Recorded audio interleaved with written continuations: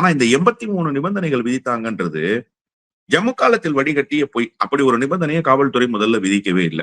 காவல்துறை என்ன கேட்கிறாங்கன்னா, நீங்க கேரவான்ல வந்து பேசக்கூடிய தலைவரை வச்சிருக்கீங்க. அப்ப அந்த கேரவான்குள்ள எத்தனை பேர் உட்கார்ந்திருப்பாங்க? யார் எழுந்து பேச போறாங்க? எத்தனை பேர் பங்கேற்கிறாங்க? எந்தெந்த பகுதிகள்ல இருந்து பங்கேற்கிறாங்க?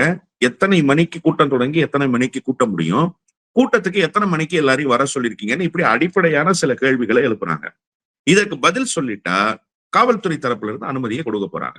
ஆனா இதற்கு பதில் சொல்லாம பொய்யான செய்திகளை பரப்புறது இருக்குல்ல, இத இப்ப வந்து தமிழக வெற்றி கழகத்தின் சார்புல, விஜயினுடைய சார்புல எல்லாரும் செஞ்சுட்டு இருக்காங்க.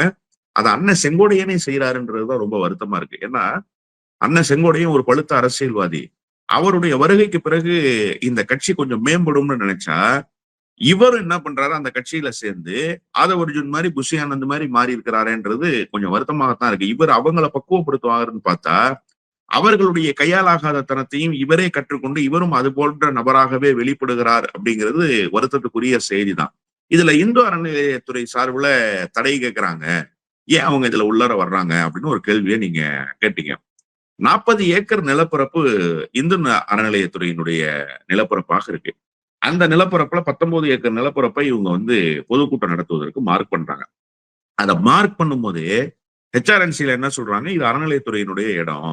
இந்த இடத்துல அரசியல் கட்சிகள் கூட்டம் நடத்துவதற்கு, அதாவது அரசுக்கு சொந்தமான எந்த இடமாக இருந்தாலும் சரி, அது வந்து ஹெச்ஆர்என்சி தான் இல்ல, அல்லது நீங்க வந்து ரெவென்யூ டிபார்ட்மெண்ட்டுக்கு சொந்தமான இடம், நீதித்துறைக்கு சொந்தமான இடம், இப்படி எந்த துறை சம்பந்தப்பட்ட இடமாக இருந்தாலும் சரி, அரசினுடைய இடத்துல அரசியல் கட்சிகள் கூட்டம் நடத்துவதற்கு அனுமதி தரப்படுவதில்லை.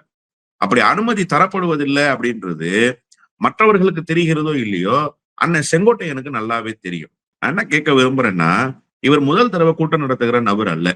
அரசியலில் ஆளாகலம் தெரியாதவர் அல்ல. ஏன் நீங்க வந்து அறநிலையத்துறைக்கு சொந்தமான இடத்தை போய் தேர்வு செஞ்சீங்க? அதுல என்ன நோக்கம் உங்களுக்கு? அப்போ திட்டமிட்டு இதற்கு தடை வரும் என்று தெரிந்தேதான் இந்த கூட்டத்தை இந்த இடத்துல நடத்தணும்னு அண்ணன் செங்கோட்டையன் முடிவு பண்ணியிருக்காரு. இதன் மூலமாக அரசை குறை சொல்வதற்கு ஒரு வாய்ப்பு கிடைக்கும்.